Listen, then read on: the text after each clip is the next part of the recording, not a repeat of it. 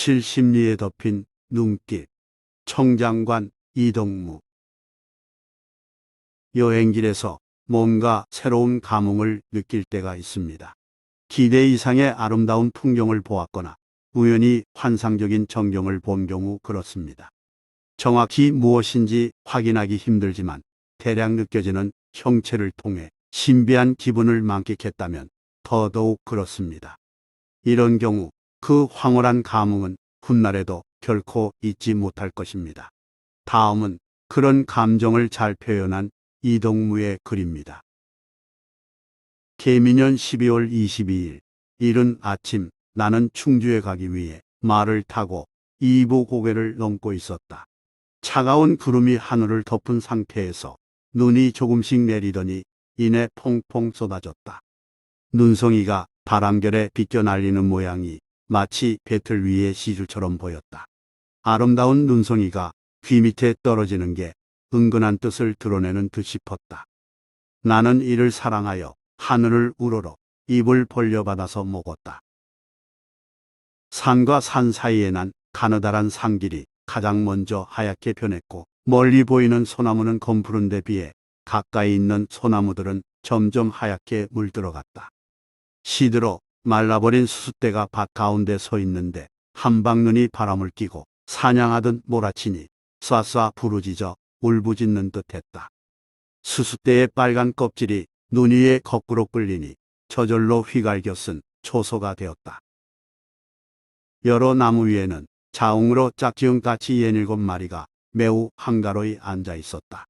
어떤 까치는 부리를 가슴에 파묻고 눈을 절반쯤 감아 자는 듯도 싶고 자지 않는 듯도 싶었다. 그 옆에 있는 까치는 부리를 갈았고 다른 까치는 목을 돌리고 발톱을 들어 눈을 긁었다.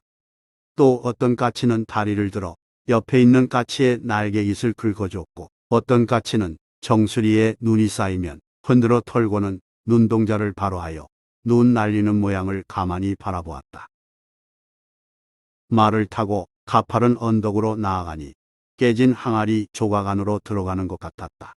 비스듬히 기운 소나무가 어깨를 건드리기에 손을 들어 솔잎을 따서 씹어보니 향기가 맑았다.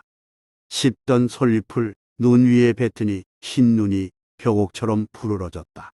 눈이 팔짱 낀 팔에 쌓여 턱에까지 찼지만 차마 아까워 떨어내지 않았다. 맞은편에서 오는 사람은 뺨이 불그스레했고 얼굴에는 주름이 없었다.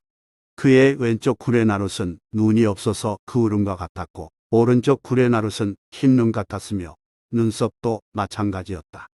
나는 그 모습을 보고 웃다가 어찌나 크게 웃었는지 가끈이 끊어질 뻔했다. 팔짱 낀 팔 위에 쌓인 눈을 털어 말깔기에 쏟고는 나는 또 한 번 웃었다. 그때 눈발이 서쪽을 향해 몰아치니 오른쪽 눈썹 위에만 눈이 쌓였는데 구레나룻에도 마찬가지였다. 그의 나이가 많아 늙어서 흰 것은 아니었다. 다행히 나는 턱수염이 없으므로 눈을 치켜뜨고 내 눈썹을 올려다보니 왼쪽 눈썹만 하얗게 되어 있었다. 이에 나는 또 한 번 크게 웃다가 말에서 거의 떨어질 뻔했다. 앞에서 불어오는 눈발을 맞으며 나아가니 자연스레 눈썹이 하얗게 된 것이었다. 나무들이 우거진 곳에 울퉁불퉁한 바위가 곱사등이처럼 구부리고 있는데 이마에는 흰 눈이 덮여 있으나 우묵하게 들어간 배에는 눈이 없어 살짝 거무스름한 것이 눈살을 찌푸리는 것 같았다. 그 모양은 귀신도 아니고 부처도 아니며 얼핏 호랑이와 비슷한 까닭에 놀란 말이 콧김을 내뿜으며 움직이려 하지 않았다. 이에 마부가 소리를 질러 꾸짖으니 그제야 억지로 나아갔다. 이처럼 말이 가는 대로 따라간 길이 대략 70리였으며 지나간 곳은 두매산골 아니면 들판이었다. 도끼로 나무를 찍는 소리가 허공에 울려 퍼지기에 사방을 둘러봤지만 숲으로 인해 시야가 가려서 사람을 볼 수 없었다. 하늘과 땅이 맞붙은 듯 어슴푸레한 전경이 출렁거리는 강물을 수묵으로 그려놓은 듯 싶었다. 어느 누가 이렇게 물감을 풀어놓았을까?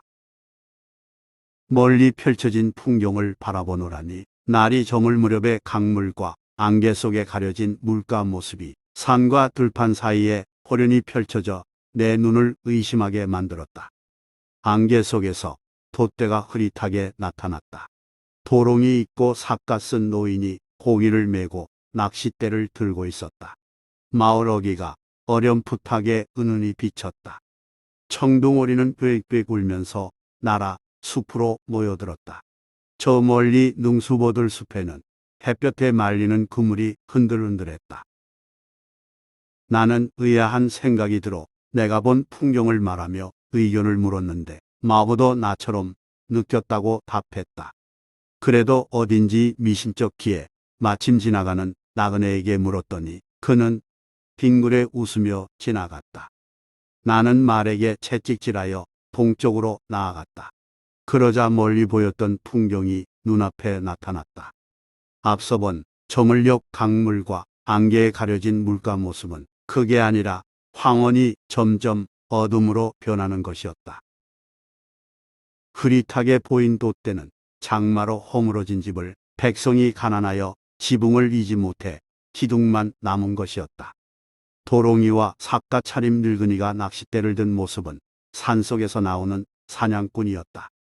물고기는 꿩이고 낚싯대는 지팡이를 잘못 본 것이며 청둥오리는 갈까마귀였고 그물은 들판에 사는 백성이 짜놓은 울타리의 착시였다. 나그네의 빙그레 웃음은 내가 잘못 본 일에 대한 비웃음이었다. 곤주의 객사 등불 아래에서 이 글을 쓰다. 좋아요 및 구독은 영상 제작에 큰 힘이 됩니다. 고맙습니다.